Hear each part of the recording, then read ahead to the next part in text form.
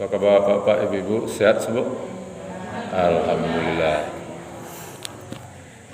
Alhamdulillah bi ni'matihi tatimmus shalihat.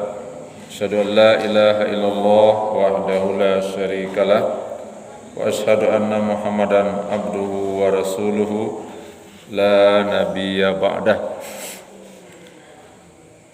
Bapak-bapak, angku-angku, ibu-ibu serta anak-anak kami sidang jemaah tarawih rahimakumullah.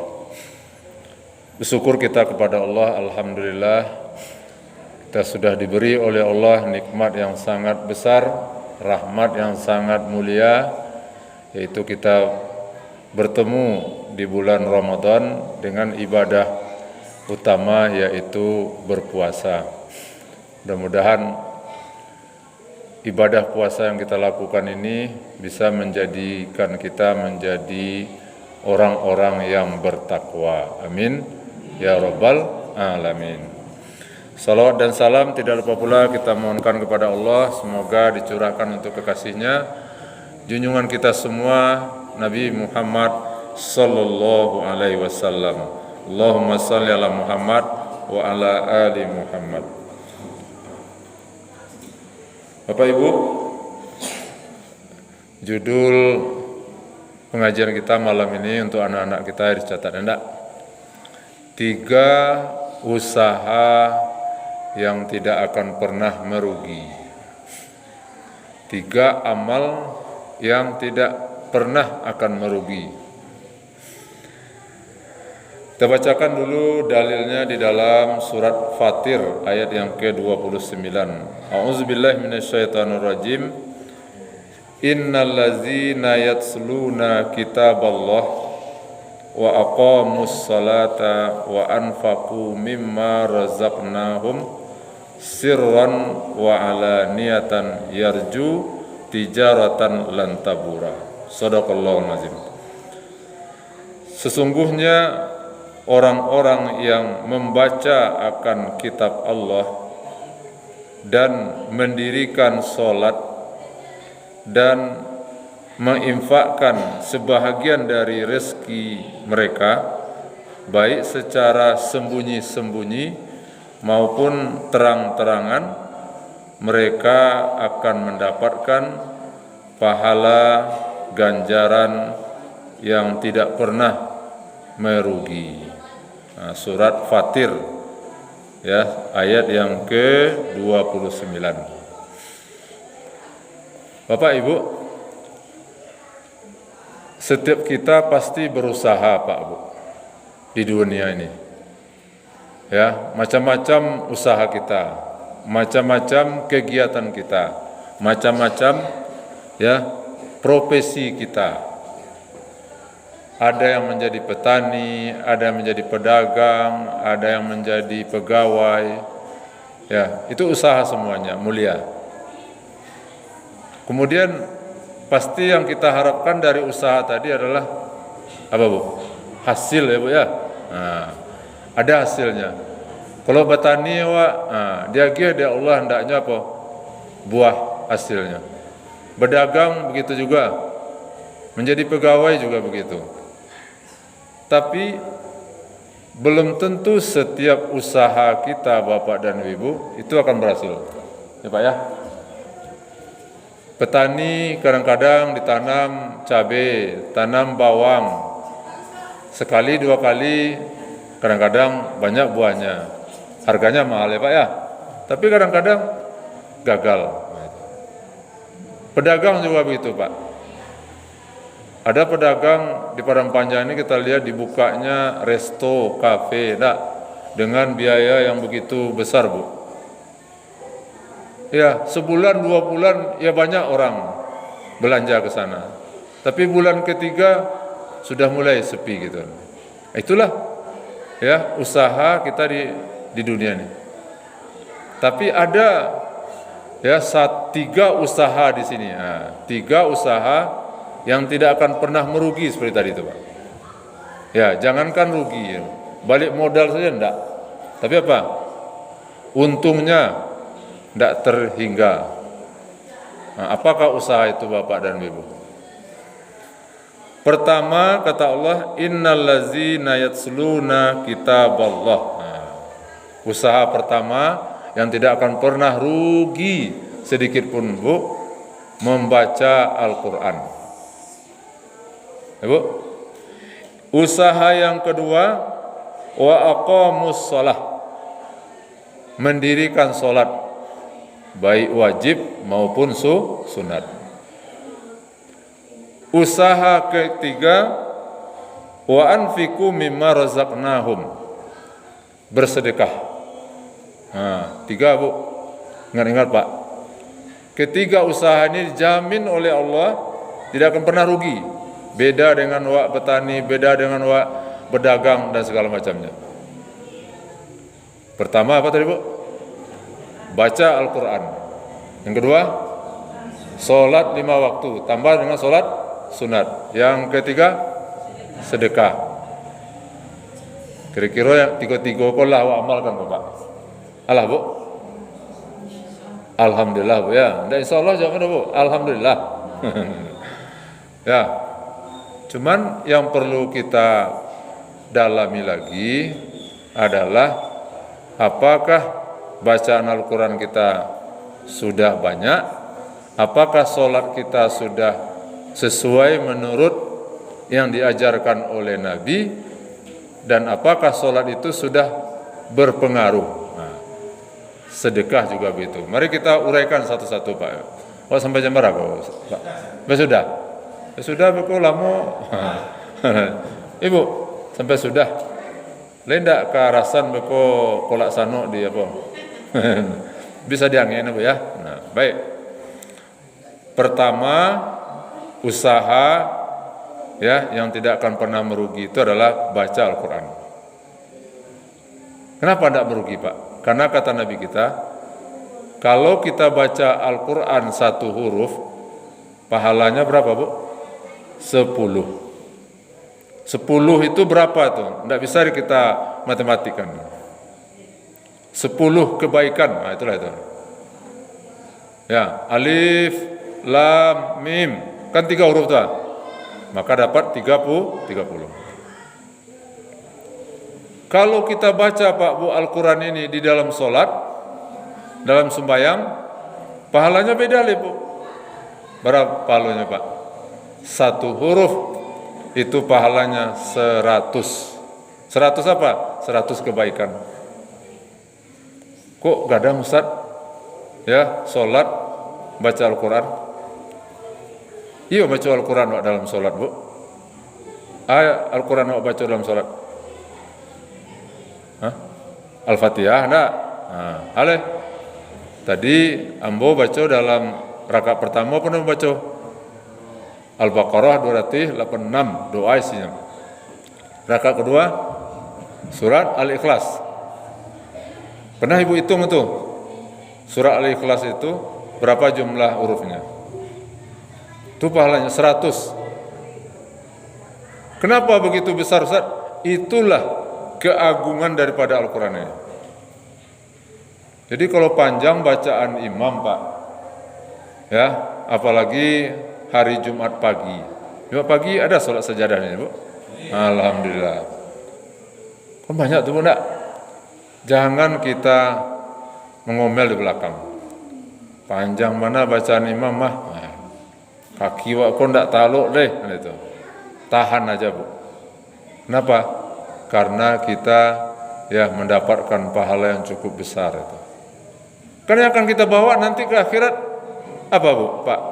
Pahala kan? Pitih banyak, sawah lawe, rumah batingke-tingke, oto mangkilek-kilek itu tinggal sebenarnya. Tapi yang akan kita bawa apa? Itulah ibadah, mendapatkan pahala dari Allah. Tuh. Ada pula imam membaca surat pendek, Qul huwallahu ahad. Ada jemaah di belakang yang mengatakan, ini Ustaz, tidak ada surat yang hafal yang lain ini. Kok itu surat Al-Ikhlas saja dibaca? Jangan berpikiran seperti itu, Pak, Bu. Kenapa? Kata Nabi kita, siapa yang membaca surat Al-Ikhlas 1 kali, sama dia membaca Al-Quran separuh Al-Quran. Al-Quran 30 juz. Berarti kalau baca sekali surah Al-Ikhlas itu di luar sholat atau dalam sholat, itu sudah sama kita dapat pahala tuh Pak. Ya, separuh Al-Quran kita baca tuh. Jadi ini perdagangan usaha yang tidak pernah merugi. Oleh karena itu membaca Al-Quran itu Bapak dan Ibu, ya, ibadah yang sangat besar. Kata Nabi kita Pak Bu, setiap kita ini harus membaca Al-Quran dalam sehari itu minimal 50 ayat Bu. 50 ayat. Kalau kita tidak baca Al-Quran dalam sehari semalam 50 ayat Pak, kita dicap oleh Nabi, oleh Allah sebagai orang yang lalai. Ghafilun namanya. Mau kita dicap oleh Allah orang lalai Bu? Walaupun hebat kita, profesor, dokter, walaupun dia diberi gelar oleh orang enggak, dia itu orang rajin, orang pintar, orang hebat, orang cerdas, orang jenius, tapi dalam sehari dia tidak baca Al-Quran 50 ayat, maka dia dicap oleh Allah, tidak ada arti gelar-gelar tuh, hebat surang-selah kata Allah. Tapi apa? Dia dicap oleh Allah orang yang lalai. Nah, supaya kita jangan lalai, dicap Allah, baca Al-Quran Pak Bu. Ya, baca Al-Quran. Kenapa? Karena itu kewajiban kita baca Al-Quran. Nah, ada masalah, Ustaz, saya mata ini tidak bisa lagi membaca, karena kabur. Atau gigi sudah tidak sempurna. Nah, ada solusinya, ada jalan keluarnya. Apa? Itu tadi, baca saja surah Al-Ikhlas itu berulang-ulang Bu, Pak. Selamat kita dari ancaman Nabi tadi. Siapa yang membaca surah Al-Kafirun? Surah Al-Kafirun. Ini dapat surah Al-Kafirun Bu? Maka sama dia membaca Al-Quran seperempat Al-Quran pahalanya. Siapa yang membaca surat Zalzalah? Surat Zalzalah dapat. Iza zulzilatil ardu zilzalaha. Sama dia membaca Al-Quran sepertiga Al-Quran. Apalagi Pak, kalau kita membaca surat Yasin. Surat Yasin lagi apa? Dia apa Bu? Enggak. Bapak enggak apa? Lah, memang surat Yasin itu panjang Pak. 83 ayat. Saya menghafal surah Yasin itu umur 50-an. Ya, 6 bulan baru hafal. Alhamdulillah. Orang yang membaca surah Yasin, khatam surah Yasin itu sama dia membaca Al-Quran, mengkhatamkan Al-Quran dari surah Al-Fatihah sampai surah An-Nas sebanyak 10 kali. Ya, Yasin. Karena Yasin itu surat jantungnya Al-Quran. Maka Nabi mengatakan, Iqra'u Yasin, bacakan Yasin. Kepada siapa? Pertama, kepada orang yang akan meninggal dunia. Yang kedua, boleh membaca Yasin itu diniatkan pahalanya Pak Bu untuk orang yang sudah meninggal.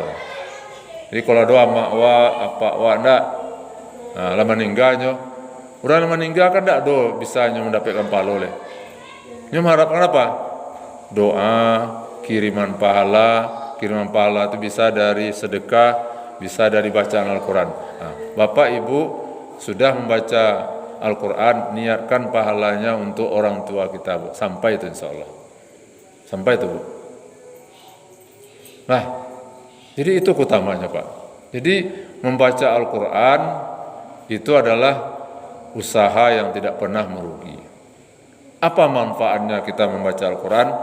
Pertama kata Nabi, Iqra'ul Quran, baca Al-Quran. Baca Al-Quran Pak. Fa innahu ya'ti yaumal qiyamah, nanti Al-Quran itu di hari kiamat syafi'an li ashabi, menjadi penolong nanti bagi orang yang gemar membacanya. Yang akan menolong kita nanti Pak bukan anak. Barabana kesayangan anak kawak di akhir nanti tidak bisa menolong kita Pak. Yang menolong kita nanti Pak bukan orang tua. Walaupun sayang orang tua di dunia ini tidak akan bisa menolong kita. Yang akan menolong kita nanti bukan ayah ibu kita. Walaupun sayang betul ya orang tua kepada anaknya, tapi nanti di akhir itu nafsi kita, Pak. Kadang-kadang di dunia ini sudah nampak, Pak, ya, antara suami istri itu jangankan di akhirat, di dunia ini udah nampak, Pak. Ada tetangga saya, dia bilang gini, Ustaz, saya pernah kesal sama suami saya. Kenapa, Bu? Ya, kami mau pergi sholat subuh berjemaah, lalu ditinggalkannya saya. Kenapa Bu tinggalkan? Ya, kata suami saya, Ibu kalau lambat-lambat jalannya, ya, maka ambo tidak bisa dapat sholat sunat fajar subuh itu. Itu. Bayangkan, Bu, di dunia sudah ditinggalkan oleh suaminya, apalagi di akhirat nanti, Pak. Gitu. Jadi suami tadi dia tinggalkan istrinya, dia duluan ke masjid. Gara-gara apa? Kalau dia ikuti istrinya banyak cari sandal dulu, cari telapung dulu. Apa isu apa yang suami tadi? Berang ibu itu. Kata suami itu, iyo, kalau ambo ikut ibu, ndak dapat ambo solat sunat fajar. Sebab pahala sunat fajar itu apa, Pak? Ya, rakaatainil fajri khairum minad dunya wa ma fiha. 2 rakaatnya, tapi apa? Lebih baik pahalanya daripada dunia dan isinya. Nah, di dunia saja kita sudah tinggalkan. Nah, tapi apa? Kata Nabi, baca Al-Quran. Al-Quran itu nanti di hari kiamat akan menjadi penolong kita. Bagaimana, Bu, caranya Al-Quran menolong kita? Bu, mau tahu enggak? Cara Al-Quran menolong kita nanti? Ibu lain tahu, mau tahu? Diam saya, Bu. Mau tahu enggak, Bu? Pertama apa? Nanti di dalam kubur dulu. So akhirat itu sudah mulai nanti ketika kita masuk ke alam barzah. Nanti setiap orang, Pak, habis dia dimasukkan ke lahat, kemudian dimiringkan, kemudian ditimbun dengan tanah. Setelah itu apa? Setelah semuanya tertimbun dengan tanah, semua orang mengantarkan kan pergi. Datanglah malaikat membawa cambuk. Setiap orang tuh, Bu. Apa gunanya? Malaikat ini ingin mencabuk, mengazab orang ini. Tapi apa? Tiba-tiba datang seseorang, ya, dalam bentuk manusia yang terang benderang bercahaya. Dia berdiri di depan jenazah tadi. Kemudian apa katanya? Wahai Allah, jangan engkau siksa dia, ya Allah. Jangan engkau azab dia, ya Allah. Kenapa? Karena dia dulu ditahannya matanya, ngantuk untuk membacaku. Itu, Bu. Wah, ngantuk enggak? Bulan Ramadan kan kurang lalu tak? Baca Al-Quran enggak? Kadang-kadang mulai ngantuk. Wah, kusuk-kusuk mata, Wak. Untuk apa? Supaya kita bisa baca Al-Quran. Itu nanti akan menolong kita, Bu. Ya Allah, jangan siksa orang ini. Kenapa? Karena orang ini mulutnya, lidahnya basah karena membacaku. Itu manfaat pertama baca Al-Quran. Manfaat kedua apa lagi, Bu? Kita membuat hati kita terang. Kalau kita baca Al-Quran di rumah kita, maka rumah kita itu bercahaya. Kata Nabi, jangan kamu jadikan rumahmu bagaikan kuburan. Bak kuburan, Bu. Sepi, apa lagi? Gelap, ya, sunyi, ya. Diibaratkan oleh Nabi kita, rumah yang tidak dibacakan di dalamnya Al-Quran seperti kuburan. Tapi Ustaz, rumah saya terang, ya, lampunya banyak, terang. Maksudnya apa? Rumah itu jauh dari keberkahan. Betul, rumahnya besar, terang, tapi di rumah itu maaf kadang-kadang bercakap seteri. Kenapa? Karena tidak ada cahaya Allah di rumah tadi. Karena yang ada hanya apa? Ya, suara televisi, ya, suara musik. Ya, tapi apa? Al-Quran tidak pernah di sana dibacakan. Jadi dengan membaca Al-Quran, Pak, Bu, hati kita terang, rumah kita bercahaya. Bahkan di dalam hadis Nabi mengatakan apa? Setiap rumah yang ada di situ baca Al-Quran, maka malaikat itu melihat ada cahaya di rumah tadi. Tapi suatu ketika di rumah itu tidak ada orang baca Al-Quran. Dilihat oleh malaikat, rumah itu gelap itu.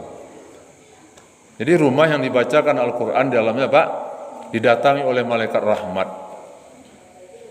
Gunanya malaikat rahmat masuk ke rumah kita, mendoakan orang seisi rumah itu. Oleh karena itu Pak Bu, itu kedua manfaat membaca Al-Quran. Yang ketiga, apa manfaat baca Al-Quran? Membuat hati kita menjadi tenang. Karena Al-Quran itu adalah sumber ketenangan Pak. Kata Allah, ya, allazina amanu wa tatma'innu qulubuhum bizikrillah. Orang-orang yang beriman itu hati mereka akan tenang. Ala bizikrillahi tatma'innul qulub. Ketahuilah, hati bisa tenang bukan karena uang banyak, bukan karena pangkat tinggi, tetapi hati tenang itu adalah dengan membaca Al-Quran. Oleh karena itu Pak Bu, dekatkan diri kita dengan membaca Al-Quran. Sibukkan diri kita dengan membaca Al-Quran. Membaca Al-Quran ini Bu, beda dengan zakat Pak, beda dengan haji Pak, beda dengan sholat. Mencari pahala yang paling cepat, yang paling banyak dengan baca Al-Quran. Kalau haji Bu, mendaftar Ibu kini 25 tahun baru bisa haji. Pahalanya memang besar. Apa ganjaran haji?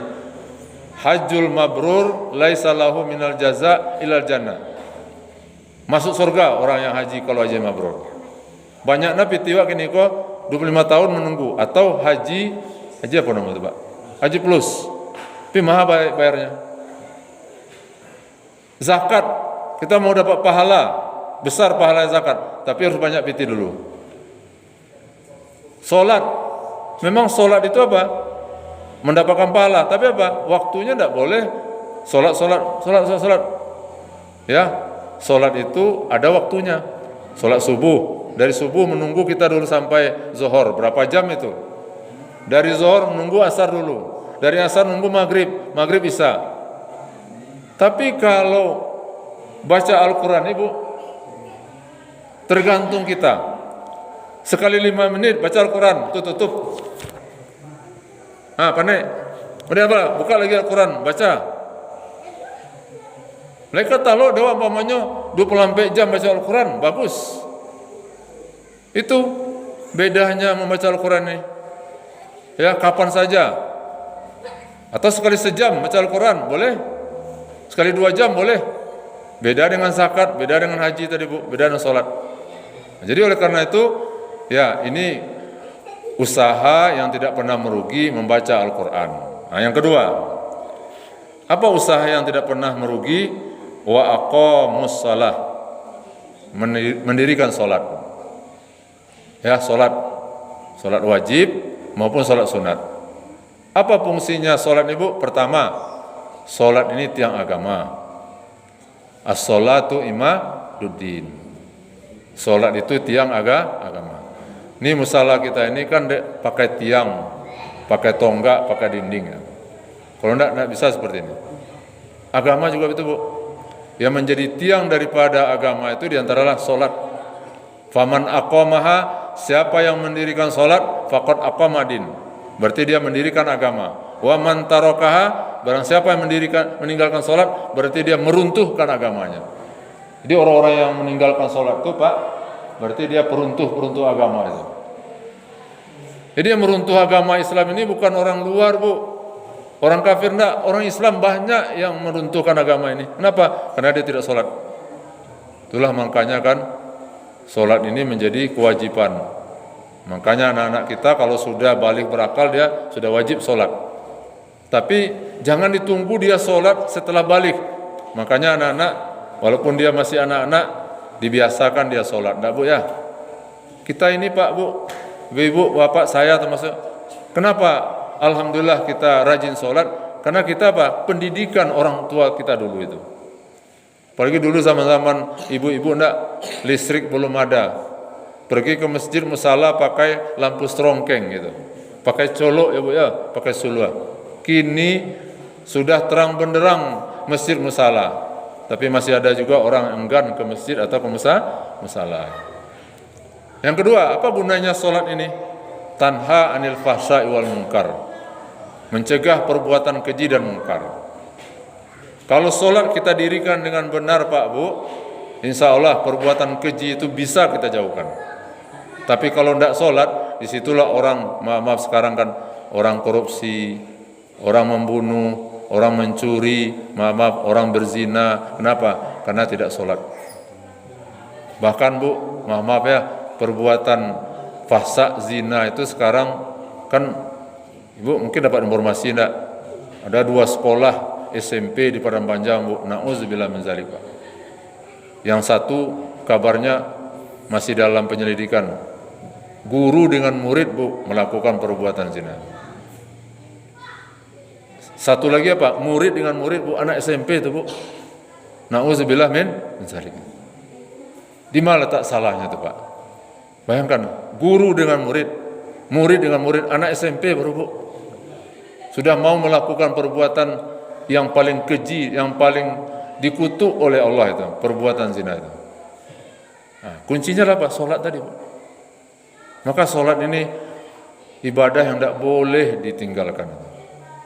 Ya, kalau puasa bisa diqadha, bisa dibayar fidyah. Kalau zakat, kalau ada uang. Kalau haji, kalau ada kemampuan. Tapi kalau sholat, dalam kondisi apapun tidak Bu, tidak bisa berdiri, duduk, tidak bisa duduk, berbaring gitu. Orang musafir pun masih wajib sholat itu, diqadha, di jamak itu. Begitu pentingnya Pak. Dan pesan Nabi yang terakhir kepada Aisyah, ya istri beliau apa? Pertama, ummati, umatku, umatku. Yang kedua, as-sholat, as-sholat, jaga sholat, kata Nabi, pesan Nabi itu. Nah, kini enggak Bu, sholat itu yang disepelekan orang itu. Ya, nah, jadi ini amalan yang kedua yang tidak pernah merugi kita. Maka kata Allah kan, jaga sholat itu, jangan sampai ditinggalkan.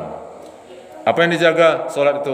Waktunya, ya, jangan sampai di ujung-ujung waktu. Yang kedua, ya, niatnya, hatinya ketika sholat harus khusyuk. Yang ketiga, gerakan bacaannya itu harus dijaga. Nah, itu yang kedua. Kemudian yang tidak merugi yang ketiga adalah wa anfaqu mimma razaqnahum, sedekah. Sedekah ini tidak pernah rugi Bu. Berapa besar, berapa kecil orang bersedekah pasti dibalas oleh Allah. Ya, apa manfaat sedekah? Pertama, pasti mendapatkan pahala dari Allah. Ya, di dalam surat Al-Baqarah 261 Allah mengatakan perumpamaan orang yang menginfakkan hartanya di jalan Allah seperti satu benih padi. Ditanam satu benih itu menjadi 7 tangkai. Setiap tangkai isinya 100 bulir. Wallahu yudha'ifu liman yasha. Bahkan Allah bisa membalas lebih dari itu. Jadi tidak pernah orang jatuh miskin karena pemurah dalam sedekah Bu. Ya, itu manfaat sedekah. Yang kedua, apa manfaat sedekah? Menjauhkan bala bencana. Menjauhkan negeri, masyarakat itu dari malapetaka. Kalau masyarakatnya itu orang-orang yang pemurah, dermawan. Apalagi di bulan Ramadan ini Pak Bu. Ya, kita dianjurkan untuk bersedekah ya sesuai dengan kemampuan kita masing-masing. Nah, kemudian cara bersedekah itu di sini ditunjukkan oleh Allah, sirran wa alaniyah. Kita bersedekah boleh terang-terangan.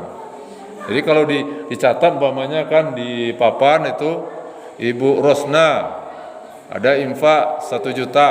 Boleh itu? Boleh. Nah, Allah bolehkan. Ya, tidak ria itu. Yang penting dijaga hatinya. Ya. Yang paling baik apa? Wa alaniyah, sirran wa alaniyah, sembunyi-sembunyi. Ya, sembunyi-sembunyi. Tidak tahu orang. Kita membantu orang, tidak tahu orang. Yang tahu hanya orang yang kita bantu dan Allah itu. Nah, dikatakan oleh Nabi itu, ya, berimpak tangan kanan, tangan kiri tidak tahu itu. Artinya ikhlas. Tapi secara terang-terangan kita bersedekah, secara sembunyi sedekah bagus. Kalau terang-terangan, jaga hatinya, jangan sampai disusupi oleh penyakit ria. atau disusupi oleh penyakit sum'ah, ya, atau disusupi oleh penyakit sombong itu. Boleh Pak Bu. Karena sahabat-sahabat dulu juga melakukan bersedekah secara terang-terangan itu. Itu ketika Nabi Muhammad SAW berkata kepada sahabatnya, kita mau perang menghadapi orang kafir, kita butuh biaya, kata Nabi. Nah, lalu siapa di antara kalian yang mau menginfakkan hartanya? Nah, kalau Abu Bakar ketika itu di depan Rasulullah dan di depan sahabat, seluruh hartanya itu diinfakkannya. Kalau Umar separuh itu. Ya, kalau Utsman ya sepertiga. Berarti apa? Boleh kita bersedekah, berinfak, membantu orang itu. Tahu orang lain diumumkan boleh, tapi jaga hatinya.